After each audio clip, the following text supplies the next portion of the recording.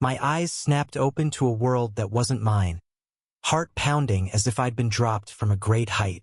I wasn't James anymore, the overworked barista who died in a hit-and-run on a rainy Chicago night. Now I was Elias, an Omega in a society that branded me lesser, my body alien and my memories a jumbled collision of two lives.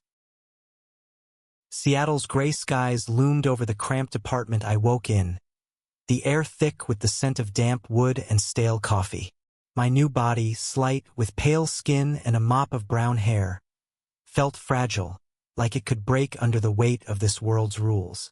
Omegas here were second class, bound by biology to submit to alphas, their lives dictated by scent and instinct. I stumbled to a cracked mirror, staring into green eyes that weren't mine, and whispered, "What the hell is this?" The world outside was a dystopian twist of modern America, where caste ruled everything. Alphas commanded, betas blended in, and omegas like me were expected to bow. My new memories told me Elias had been running from this fate, hiding their true status to avoid being claimed. But the suppressants in my bloodstream were wearing off, and a primal heat was clawing at my insides, threatening to expose me. I grabbed a hoodie and slipped into the city, its neon lights flickering against the rain-slicked streets. Seattle buzzed with tension. Protests against Omega oppression had erupted downtown, and alphas patrolled like wolves. I needed answers, a way to survive this cruel hierarchy. My old life as James had taught me to hustle, to fight for scraps. But this was different. Every glance from a stranger felt like a threat, their noses twitching as if they could smell my secret. At a corner diner, I slid into a booth, clutching a burner phone Elias had stashed. My hands shook as I scrolled through encrypted messages from a resistance group called Dawn. They fought for Omega rights, but joining them meant risking everything. A shadow fell over the table, and I looked up to see a man, tall, with warm brown skin and eyes that held a quiet strength. "You look like you're carrying the world," he said, his voice low but kind. "Malik," he introduced himself, sliding into the seat across from me without asking. He was 28, a beta by his scent, but there was something different about him, and defiance in the way he carried himself, like he'd seen this world's ugliness and refused to bow to it. "I'm with Dawn," he whispered, leaning closer. "And I know what you are, Elias. You can't hide forever." My heart froze. How did he know? I wanted to bolt, but his gaze held me, steady and unafraid. "I'm not here to turn you in," he said. "I'm here to help." His words were a lifeline, but trust was a luxury I couldn't afford. Yet something in his voice, raw and honest, made me stay. Malik explained that Dawn had been watching me, knowing Elias had been dodging the system. They needed people like me, Omegas who refused to break, to spark change. But joining meant exposing myself, risking capture by alphas who'd claim me as property. The heat in my body was growing, a ticking clock. If I didn't find more suppressants soon, I'd be a beacon to every alpha in the city. "Why me?" I asked, voice barely above a whisper. Malik's eyes softened. "Because you're still fighting, even when you're scared. That's rare." He slid a small vial across the table, suppressants enough for a week. "Take these. Meet me tomorrow at the pier. We'll talk more." I pocketed the vial, my mind racing. This world was a cage, but Malik's offer felt like a crack in the bars. As I left the diner, the rain stung my face, and I wondered if James's stubbornness could keep Elias alive, or if I just stepped into a trap. The next day, I met Malik at the pier, the Puget Sound stretching gray and endless behind him. He wore a leather jacket, his dark curls catching the wind. "You came," he said, a faint smile breaking through his guarded expression. We walked along the water, his presence steadying me as he explained Dawn's plan. A safe-house network to protect Omegas, a rebellion brewing in the shadows. But the risks were brutal, alphas hunted rebels, and betrayal was common. I wanted to believe him, but fear gnawed at me. My heat was closer now, a fire under my skin. Malik noticed my unease and stopped, turning to face me. "You don't have to do this alone," he said, his hand brushing mine. The touch was electric, grounding me in a way I hadn't felt since waking in this body. For a moment, I wasn't just an Omega or a reincarnated soul. I was Elias, seen and real. But the moment shattered. A low growl echoed from the shadows, and an alpha stepped into view, his eyes locked on me. "You smell like trouble," he snarled, his scent overwhelming, predatory. Malik stepped between us, his stance protective. "Walk away," he said, voice steady but laced with warning. The alpha laughed, but something in Malik's defiance made him hesitate. He backed off, but not before promising, "I'll find you, Omega." My heart pounded as Malik grabbed my hand, pulling me toward a hidden alley. "We need to move," he said. "They're closing in." We ran, the city blurring around us, and I realized I'd made my choice. I was with Malik, with Dawn, no matter the cost. We slipped through Seattle's underbelly, weaving past graffiti-covered walls and flickering streetlights. Malik led me to a safe house, a nondescript warehouse tucked behind a shuttered factory. Inside, a handful of rebels, Omegas, Betas, even a rogue Alpha, worked in hushed urgency, packing supplies and encrypting messages. The air buzzed with defiance, but also fear. I felt it too, the weight of being hunted. Malik introduced me to Lena, a 30-year-old Omega with sharp eyes and a scar across her cheek. "You're the new blood," she said, sizing me up. "Don't screw this up." She handed me a fake ID, listing me as a beta named Riley. It was flimsy protection, but it might buy me time. Lena's story mirrored Elias's, forced into hiding, her family torn apart by alpha laws. Her anger was a fire I recognized, one James had carried in his old life, fighting for every scrap of dignity. The safe house was a temporary refuge, but my heat was relentless, clawing at my control. Malik noticed, his eyes flickering with concern. "You need rest," he said, guiding me to a small room with a cot. Alone, I swallowed another suppressant, the bitter taste a reminder of my fragility. I lay down, but sleep brought nightmares.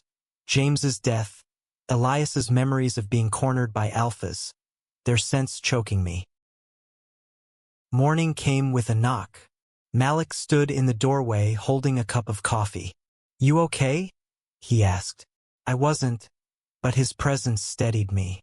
We talked, and I let slip pieces of my truth.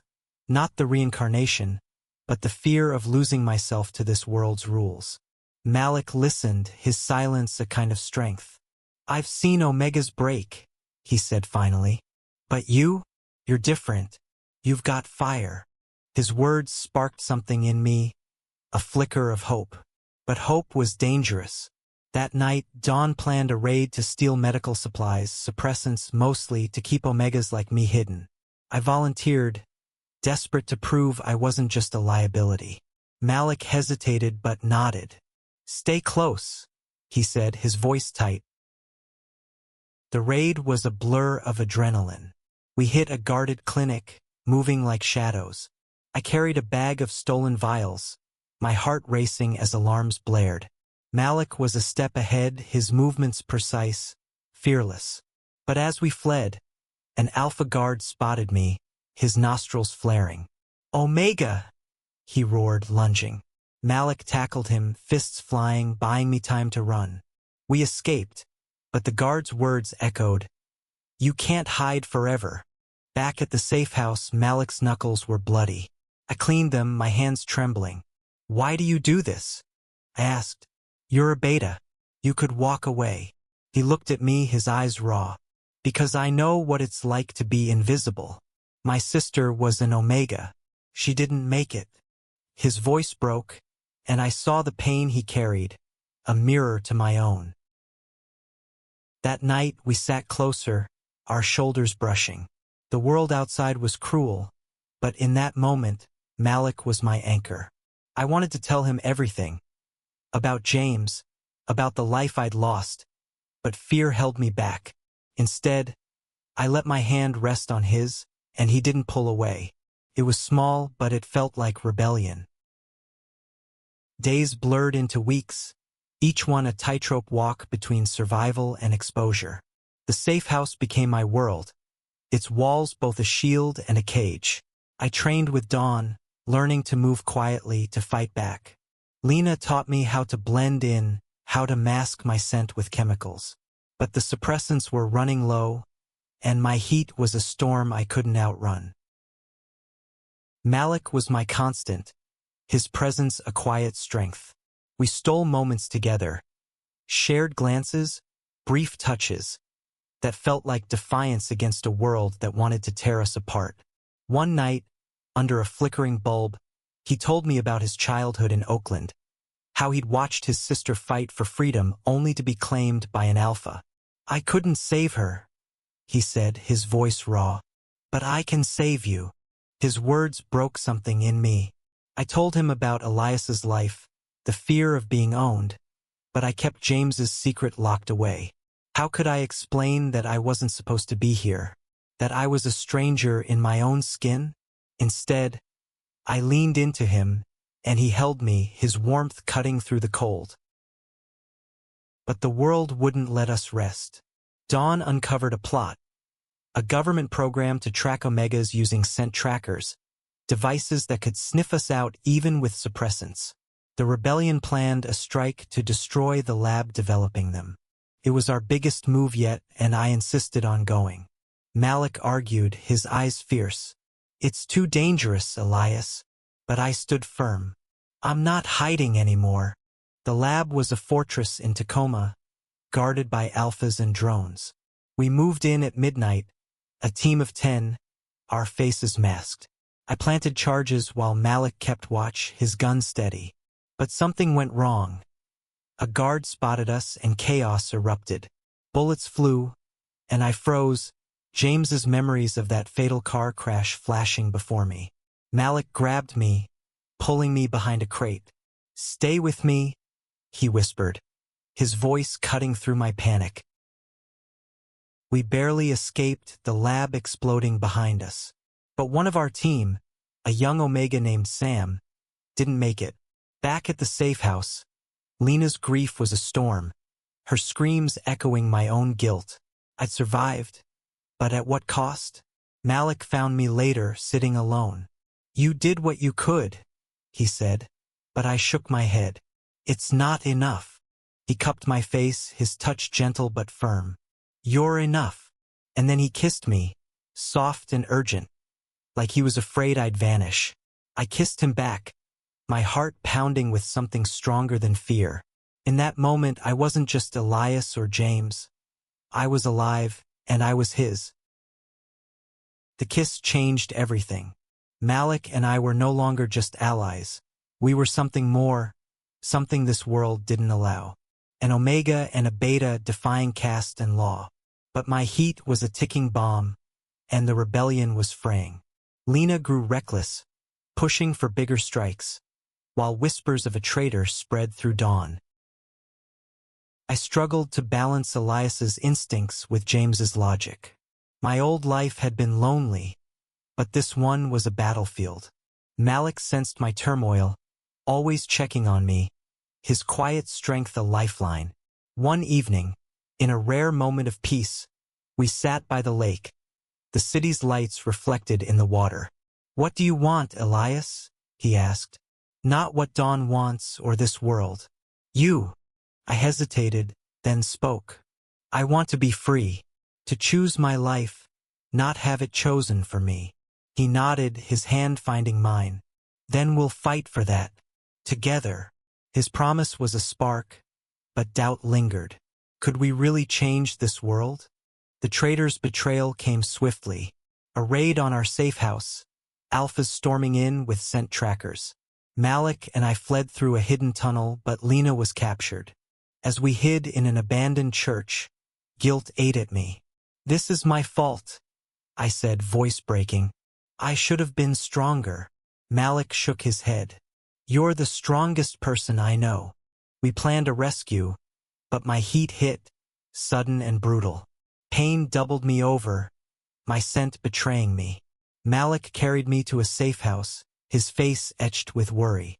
I won't lose you, he said, administering the last of our suppressants. But they barely dulled the fire. I clung to him, terrified and alive, our breaths mingling in the dark. The rescue was a desperate gamble. We stormed the Alpha compound, a concrete maze in Portland. Malik fought like a man possessed, his love for me a weapon. We freed Lena, but not without cost. Another rebel fell, and I took a knife to the arm. As we escaped, Malik bandaged my wound, his hands steady but his eyes haunted. I can't lose you, he repeated, and I knew he meant it. The rebellion grew bolder, but so did the Alphas. Dawn's network was crumbling, safe houses raided one by one. Malik and I were always moving, always hiding. My heat was under control, but my heart wasn't. Every moment with Malik felt stolen, precious. I told him about James, the truth spilling out one night in a motel. He listened, his eyes wide but accepting. You're still you, he said, pulling me close. Elias, James, it doesn't matter. I love you. His words broke me open, and I kissed him, fierce and desperate.